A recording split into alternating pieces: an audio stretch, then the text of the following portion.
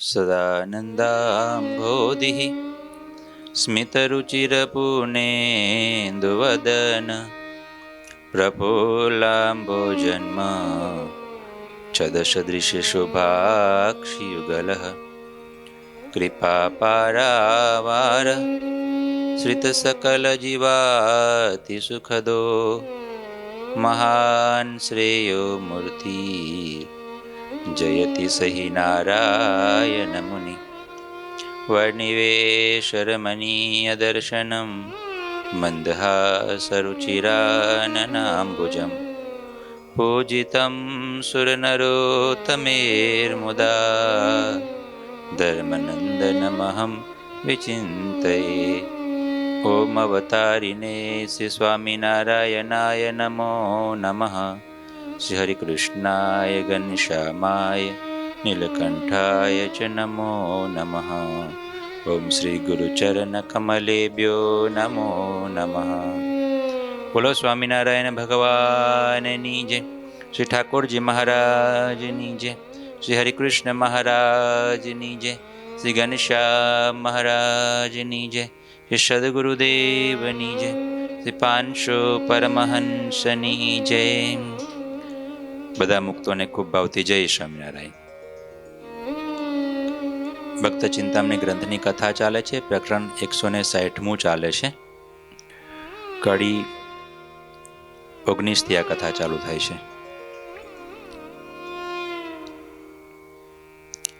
શ્રીજી મહારાજ વિચારે છે કે હવે મારે ધામમાં જવું છે. મારે કરવાના કામ હતા એ બધા થઈ ગયા છે. નિષ્કુળાનંદ સ્વામી એ બધા શ્રીજી મહારાજે જે કરેલા કામો એની સૂચિ અહીં આદિ આપણને ગણાવડાવે છે.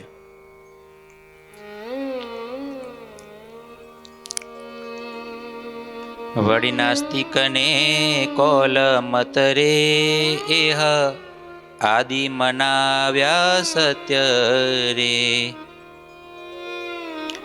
શુદ્ધ ધર્મ જેહ સનાતન રે કર્યું તેનું અતિશે સ્થાપન રે. આમાં છે ને એક એક પંક્તિમાં કલાકની કથાઓ છે. એક એક શબ્દમાં કલાકની કથા છે.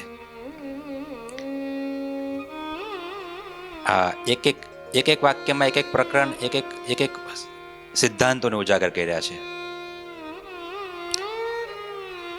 હા, એટલે આ એક એક શબ્દને સમજતા આગળ જઈએ ને તો બહુ મજા આવે. અને એ જ વસ્તુ છે ને, કોઈ પણ વસ્તુ ડિટેલથી સમજવી એ જ વસ્તુ મહત્વની વસ્તુ છે. બાકી તો શાસ્ત્રો તો આપણે કેટલાય બધા આખી જિંદગી સાંભળ્યા છે અને સાંભળી કાઢીશું, વાંચી નાખીશું, કાઢી નાખીશું, પણ જ્યાં સુધી આપણને જે શબ્દ છે એ યથાર્થ સમજાય નહીં ત્યાં સુધી એની મજા ના આવે. એટલે ઘણા શાસ્ત્રો વાંચી કાઢવા એના કરતાં જેટલું વાંચીએ એટલું યથાર્થ સમજવા માટે પ્રયત્ન કરીએ એ બહુ મહત્વની વસ્તુ છે. બહુ જાજુ વાંચી કાઢવું એના કરતાં જેટલું વાંચ્યું છે એટલું સમજવું ને અને એટલું ઉતારવું એ બહુ મહત્વનું છે.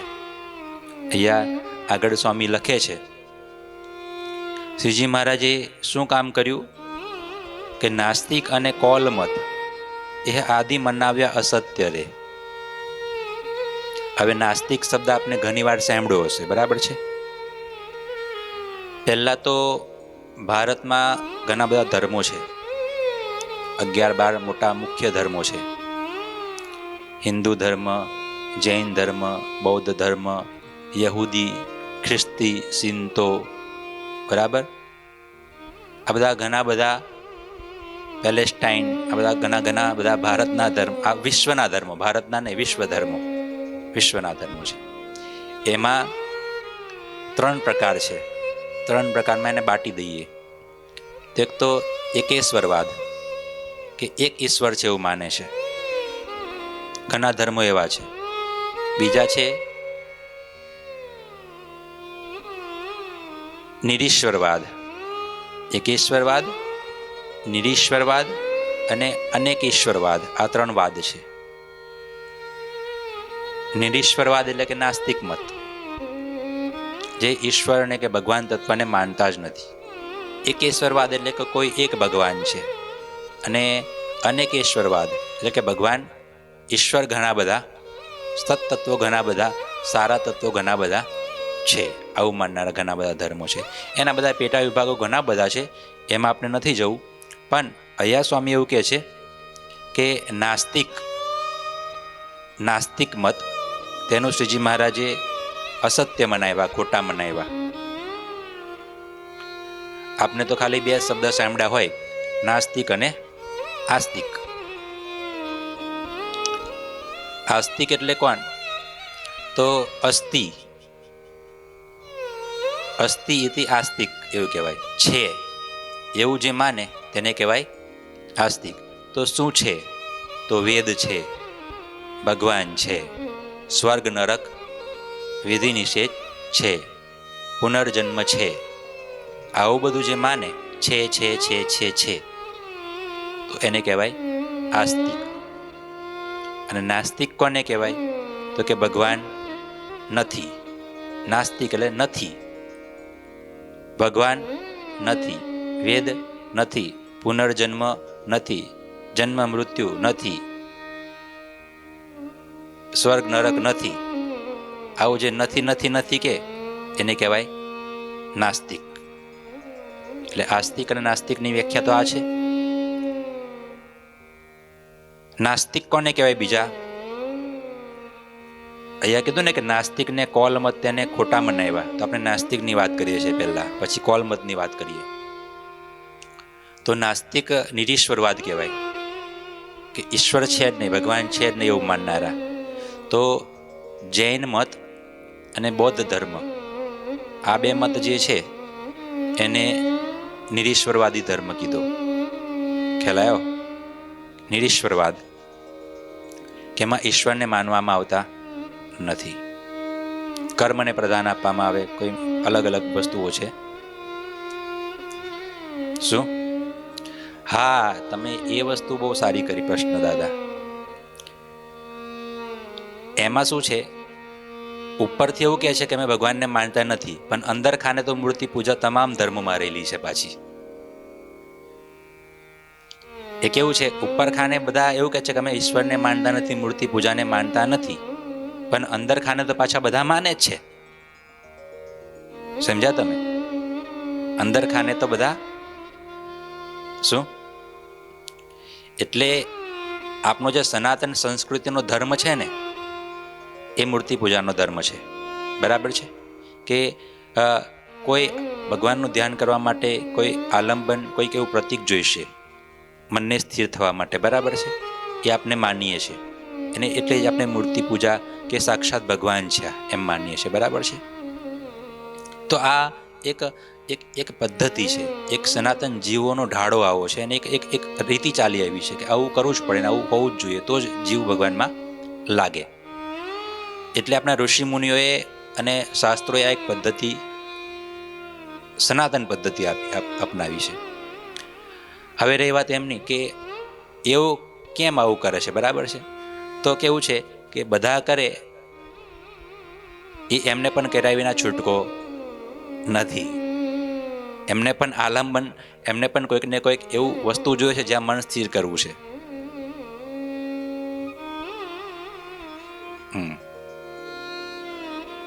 હા, ખાલી એમની વાત નહીં દાદા કે બુદ્ધ ભગવાનની મોટી મોટી મૂર્તિઓ છે. બરાબર?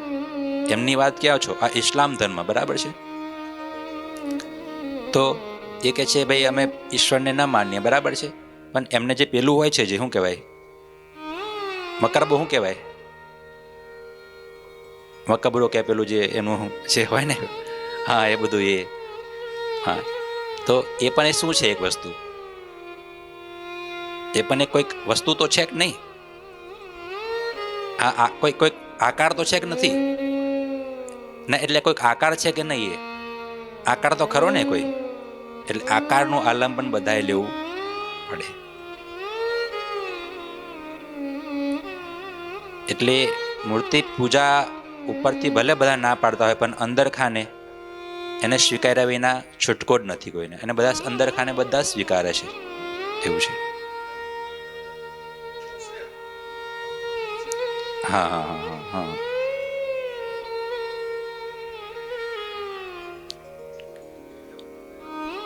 પણ હા, આપને શું છે, આપને કહે છે કે ઈશ્વર એ આવે છે, એ કહે છે ઈશ્વર ક્યારે આવતા નથી, ઈશ્વરના સંતાનો એ આવે છે, એવું કહે છે એ લોકો. આપણે તો આપના ધર્મની મહાનતા એ જ કે ભગવાન જાતે કહે છે કે હું આવું છું. જ્યારે જ્યારે અધર્મ થાય છે ત્યારે ત્યારે હું પ્રગટ થઉં છું. અને અને પાછા એલાન કરે કે હું ભગવાન છું, એમ પાછા કે બોલો. અને બીજા ધર્મમાં એવું નથી. એ આપણે નાસ્તિક અને નિરીશ્વરવાની વાત કરીએ છીએ એટલા માટે આ વસ્તુ છે. એટલે એ વાત થઈ દાદા કે જૈન મત અને બૌદ્ધ મત, આ બે મત છે એ નિરીશ્વરવાદી મત છે, જેમાં ઈશ્વરને માનતા નથી. હા, નાસ્તિક મત કોને કહેવાય? જે નથી માનતા એને. તો એ રીતના આપના ચારવાક મત છે, એક ચારવાક મત દાદા સાંભળજો. તો એ પણ એક હિન્દુ ધર્મનો જ ફાટો છે. કેનો?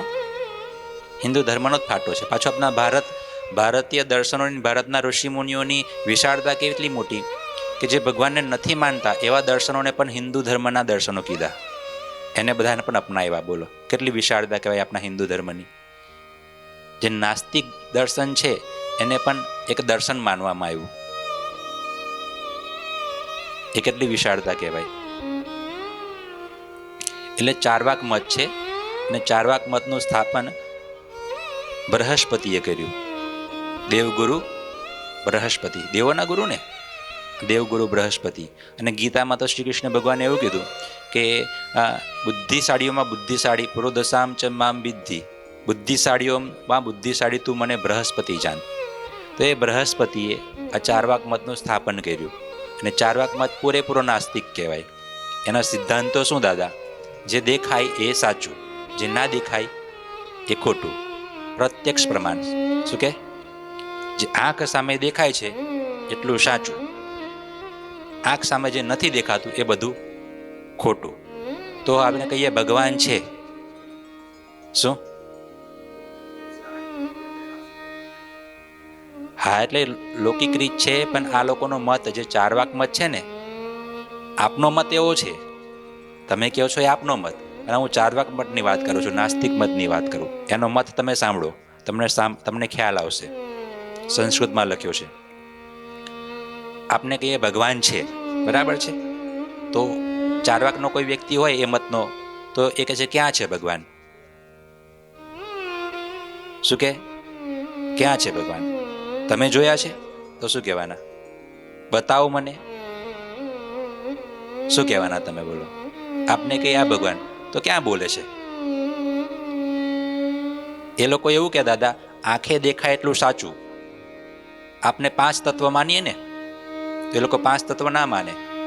એ આકાશ તત્વ ના માને. પૃથ્વી, જળ, તેજ અને વાયુ, આ 4 તત્વ, 4 જ માને. બીજું કશું નહીં. 4 તત્વ છે એ ભેગા મળ્યા, પૃથ્વી, જળ, તેજ અને વાયુ. અને એ 4 તત્વ ભેગા મળ્યા અને કંઈક એક શક્તિ ઉત્પન્ન થઈ, અને તે જ આ શરીર બન્યું. અને આ શરીર છે એ જ બધું છે. શરીર છે એ જ બધું છે. અને કઈ રીતના? તો પેલું દારૂ હોય, દારૂ બનાવીએ ને, દારૂ બનાવે ને, તો દારૂમાં જુદા જુદા આ ગોળ નાખે ને પેલું નાખે ને બધું નાખે. પછી એ દારૂ પીવે અને પછી માણસ કેવો ગાંડો થાય, ઉન્મત્ત થાય. તો એમાં 4 ભૂતો મળ્યા અને એક શક્તિ ઉત્પન્ન થઈ, અને તેને કહેવાય આ જે કહેતી આ શરીર છે એ જ છે. જીવ બીવ કંઈ નથી. મર્યા પછી સ્વર્ગ નથી, નરક નથી. હવે તમે એમ કહો છો કે અમે નાસ્તિક મત ને ચારવાક મતની વાત કરું છું, હા, એટલું યાદ રાખજો. આપને એમ કહીએ કે ભાઈ પિંડ પૂરવાથી અહીં પિંડ પૂરીએ, આપને પિતૃઓને તર્પણ કરીએ, પિંડ પૂરીએ તો ત્યાં મળે, આપને એવું કહીએ. તો એ લોકો એવો તર્ક કરે, ત્યાં અહીં કરવાથી ત્યાં મળે છે, બરાબર.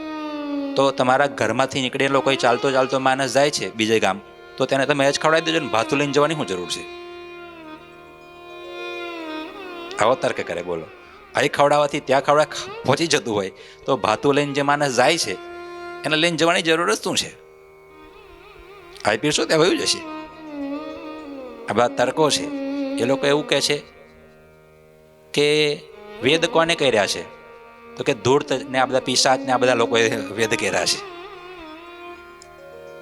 ત્રય વેદસ્ય કરતા રહો, એવું લખ્યું છે. બધી સંસ્કૃતની કારિકા છે. એક દિવસ સમજાવીશ તમને, લાવી સંસ્કૃતની બધી પંક્તિઓ છે. એ કહે છે કે પુનર્જન્મ જોયો નથી. કોને જોયો છે?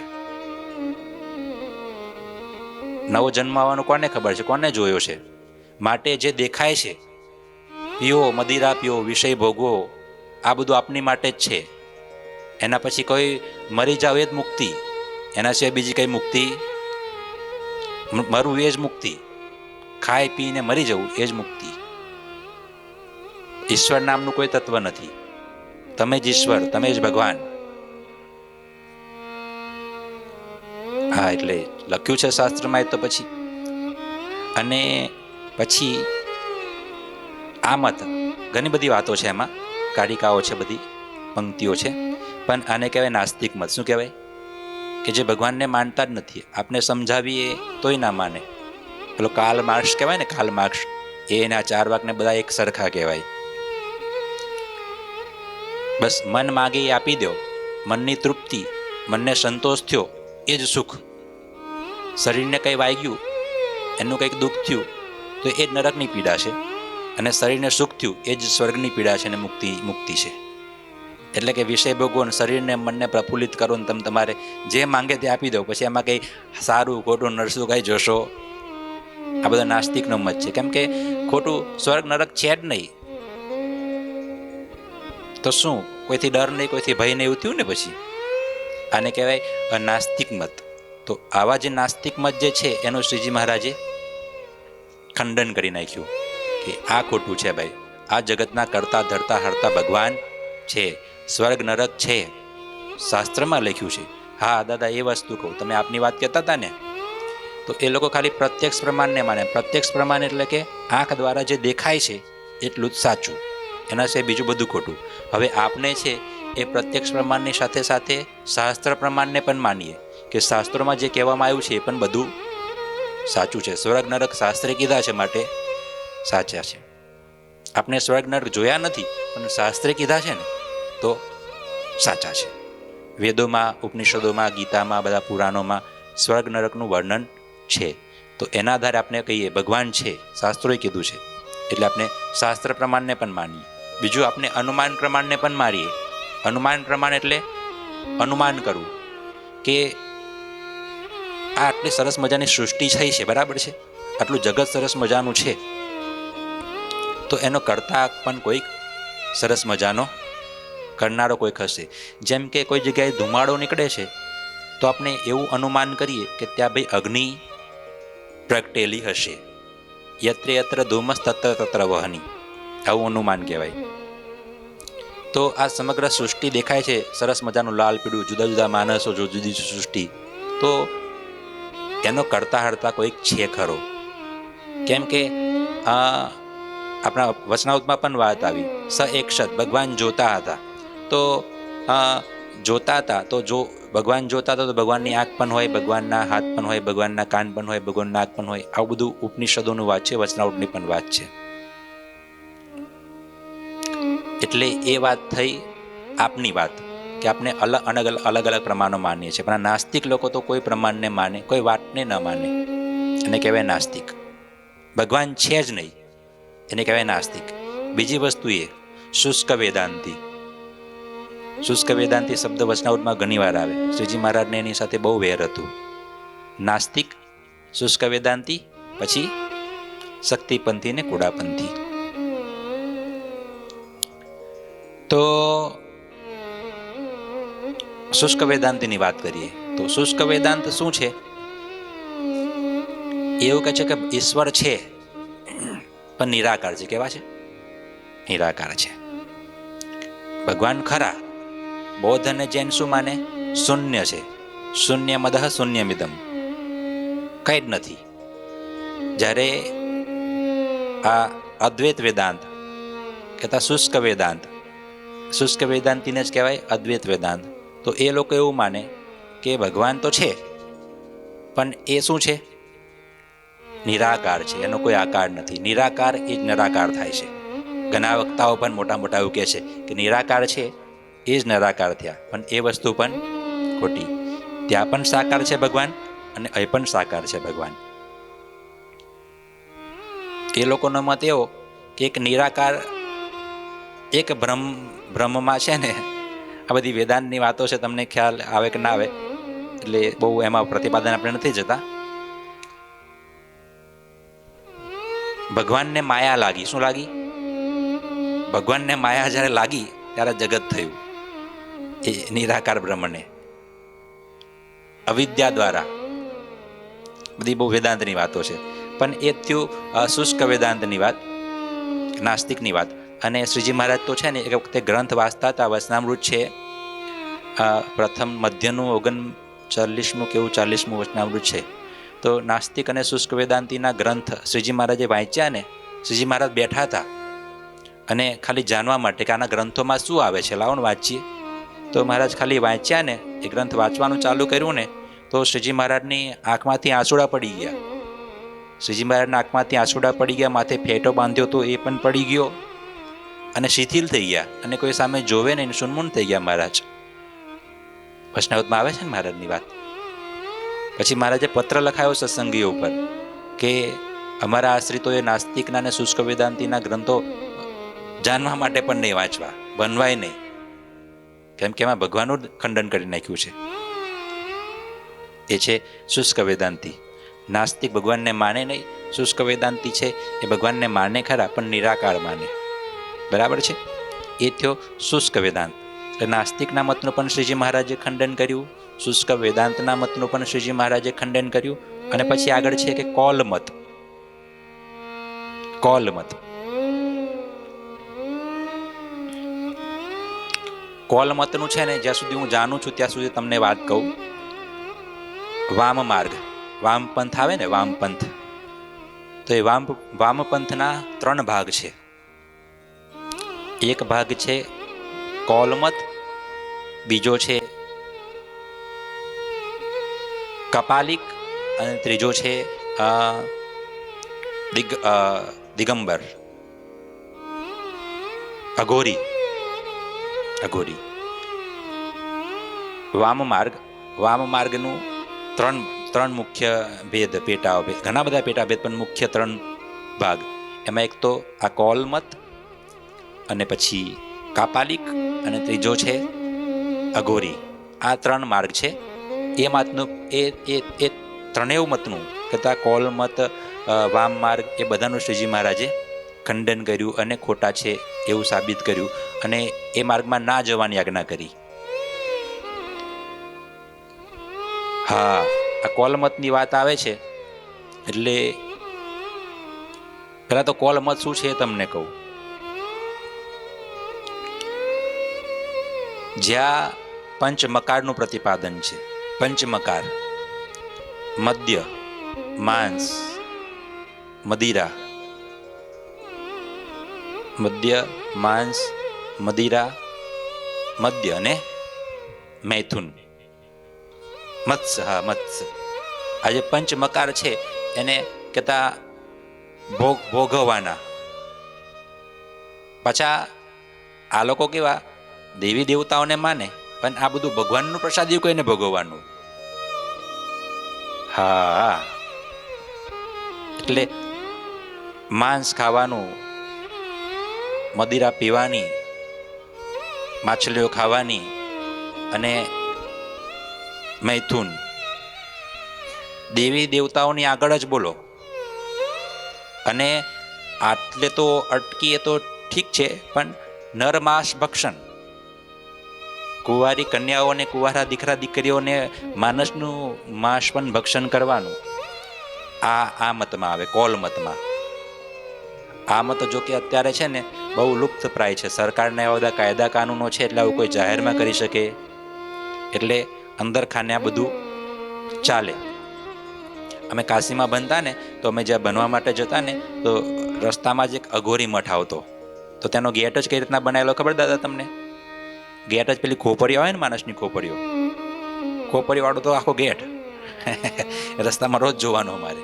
એ અંદર તો જવાય નહીં આપણે, તો પણ આ બધું આવું ખોપરીમાં જ પકવે ને, ખોપરીમાં જ ખાઈને, માંસ જ ખાઈને બધું બહુ.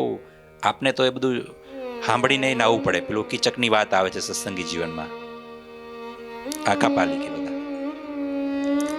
પણ આ બધામાં આ 5 મકાનો વિધિ કે આ તમારે આ બધું કરવું, ખાવું પીવું, આમાં રહેવું એવું. અને આપણા શ્રીજી મહારાજ જેતલપુર હતા.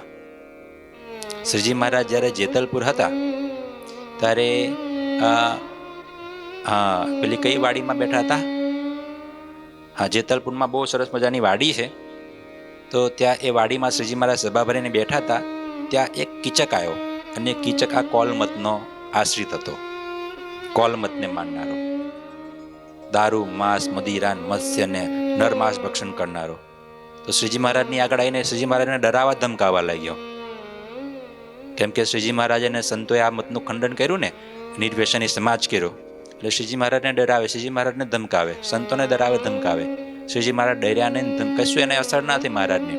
અને મહારાજે ઉલટું એને સમજાયો, બહુ સમજાયો. પણ પેલો માણસ માન્યો. પેલા એ બહુ ધમકીઓ આપી શ્રીજી મહારાજને અને સંતોને, પણ ભગવાન પર તો કોઈ અસર ના થાય ને. એટલે પછી હા, વિવેકની વાત છે અને આ વાત છે. પછી તો મહારાજે એને એના મતનું ખંડન કર્યું, બહુ એને સમજાયો કે તું ખોટો છો, આ છે માર્ગ છોડા છે તે. પેલો ભાઈ માન્યો. કીચક ત્યાંથી વયો ગયો ભાઈ, ધુઆ પુઆ થતો. પણ પછી શ્રીજી મહારાજે શું કર્યું? કેમ કે આ કોલમત આવા માણસ સાથે વાત કરીને બોલ્યા ને, એટલે શ્રીજી મહારાજ ત્યાંથી ઊભા થઈ અને સીધા દેવ સરોવર છે.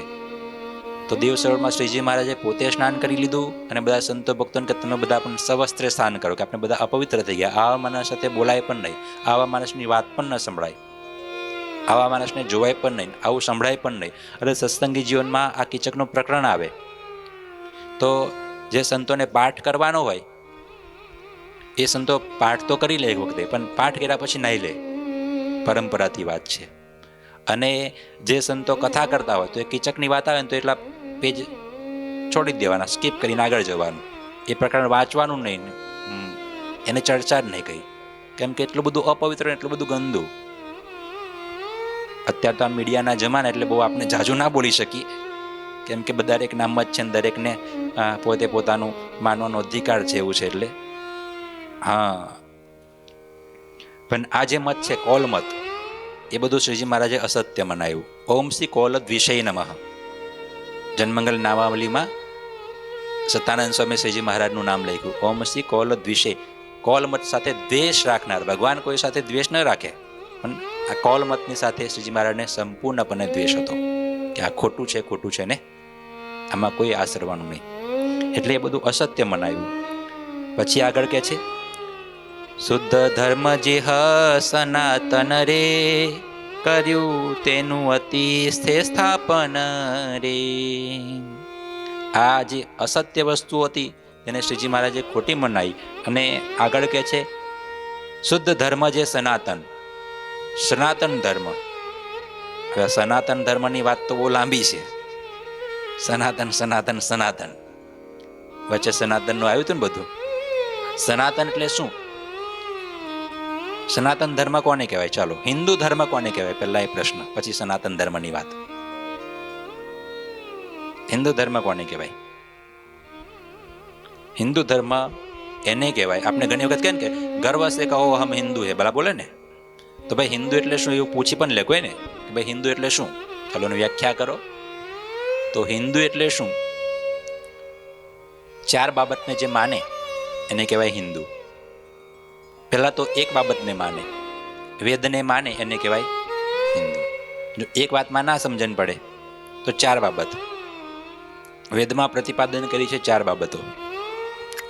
એક તો અવતારવાદ, ભગવાનના અવતાર છે, અવતાર થાય છે, અવતારવાદ. બીજું છે મૂર્તિ પૂજાવાદ, મૂર્તિ પૂજા પણ સત્ય છે. બીજું કર્મનો સિદ્ધાંત, 3જા નંબરમાં કર્મનો સિદ્ધાંત, કે કર્મ કરો એવા ફળ મળશે. અને ચોથી વસ્તુ છે પુનર્જન્મવાદ, કર્મ કરો એવા ફળ મળે અને જીવને નવો નવો અનેક જન્મ મળે છે. આ 4 બાબતો, મૂર્તિ પૂજા, અવતારવાદ, કર્મવાદ અને પુનર્જન્મવાદ, આ 4 બાબતને જે માને, બોલે એમ નહીં, માને, સ્વીકારે. બોલવાનું કે તો ગમે તે બોલ નાખે, હા અમે માનીએ છીએ, પણ જીવથી માનો છો તમે? કોઈને આપણે કોઈ ઇસ્લામ હોય એને બોલ કે અવતાર થાય છે, હા બોલ, તો બોલી તો જાય, પણ માને અને આ ચાર વસ્તુ જે દિલથી માને, જે સ્વીકારે, તેને કહેવાય હિન્દુ. આ ચાર વસ્તુમાં બધું આવી ગયું. અવતારવાદમાં ભગવાનના અવતાર થાય છે આવી ગયું.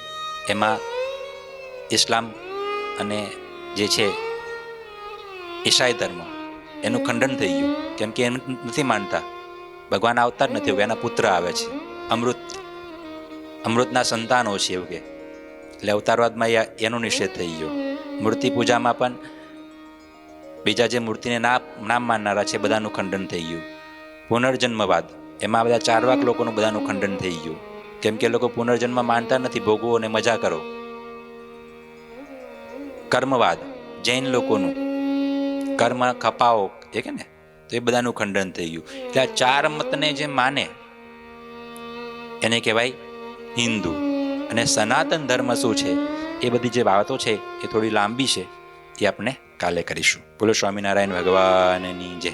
શ્રીપતિમ શ્રીધરમ સર્વદેવેશ્વરમ ભક્તિધર્માત્મજમ વાસુદેવમ હરિ માધવમ કેશવમ કામદમ કારણમ સ્વામિનારાયણમ નીલકંઠમ ભજે. ઠાકોરજી મહારાજ.